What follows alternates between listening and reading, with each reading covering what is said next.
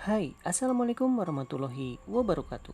Masih bersama Momon di sini dalam kisah misteri dan pengalaman nyata di channel Kembang Setaman.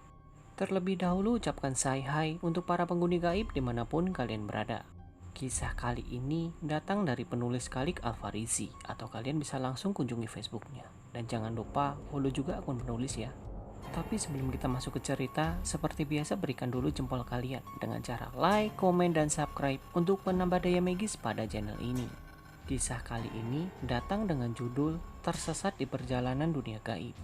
Tanpa harus berlama-lama lagi, mari kita tebar misteri. Mudik adalah satu kebiasaan masyarakat Indonesia sedari dulu. Momen yang tepat untuk berkunjung dan berkumpul bersama keluarga tercinta di kampung halaman. Setelah beberapa bulan sibuk dengan aktivitas pekerjaan yang mengharuskan jauh dari kampung halaman. Pak, kenapa sih kita harus berangkat malam-malam kayak gini? Siang kan bisa? Tanya istri dari Bapak Kohar.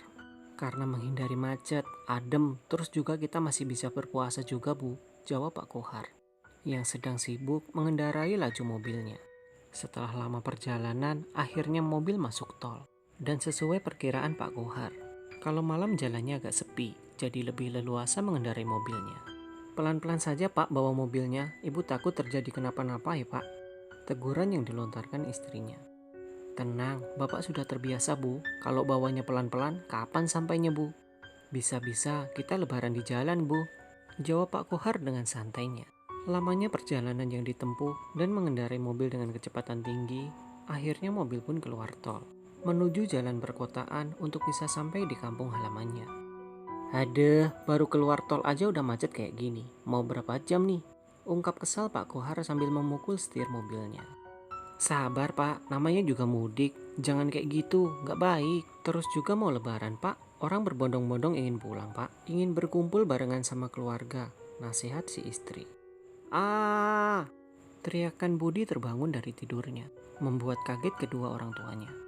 Le, kamu kenapa? Kamu mimpi buruk? Tanya ibunya sambil menenangkan Budi.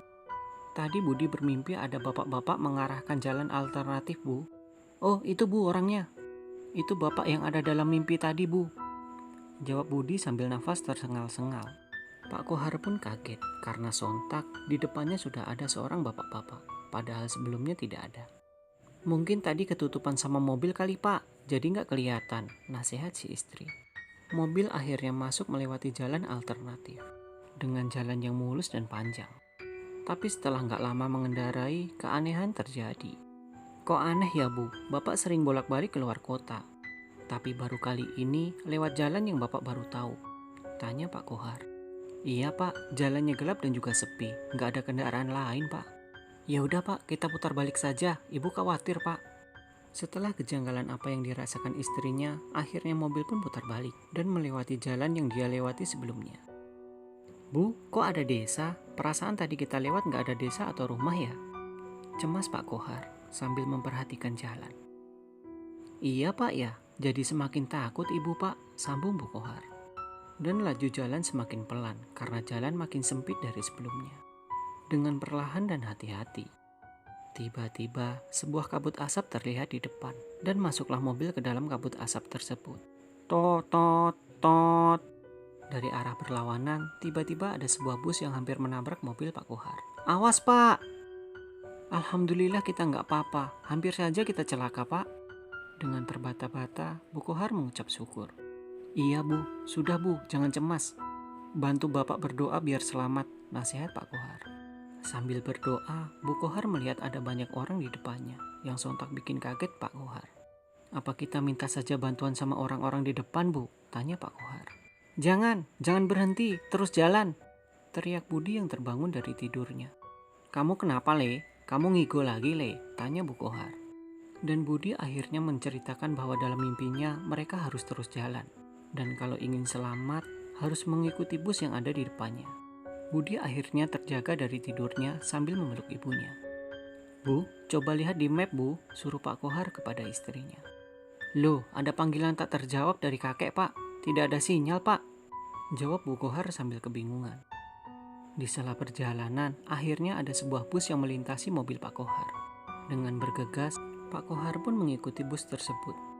Dan setelah lama perjalanan, akhirnya mobil keluar dari kabut asap dengan keadaan pagi dan macet. Setelah 15 menit perjalanan, akhirnya sampai di rumah kakek. Pak Kohar pun menceritakan apa yang mereka alami selama perjalanan. Kakek yang mendengarkan pun mengucapkan beribu-ribu syukur karena keselamatan anak dan cucunya. Semalam kakek bermimpi, mobil kamu kecelakaan. Perasaan kakek tidak enak dan menelpon istrimu. Ternyata nggak ada jawaban. Akhirnya kakek sholat memohon perlindungan untukmu sekeluarga. Dan kakek masuk ke dalam mimpi Budi sebagai petunjuk supaya selamat. Ungkap kakek yang sangat bahagia atas keselamatan anak dan cucunya.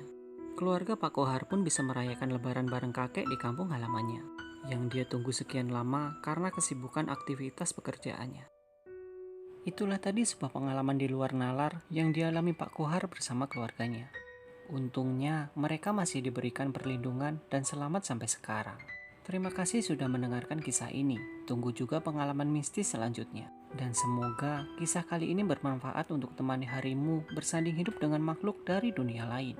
Teruslah menebar misteri dan salam kembang setamat. Wassalamualaikum warahmatullahi wabarakatuh.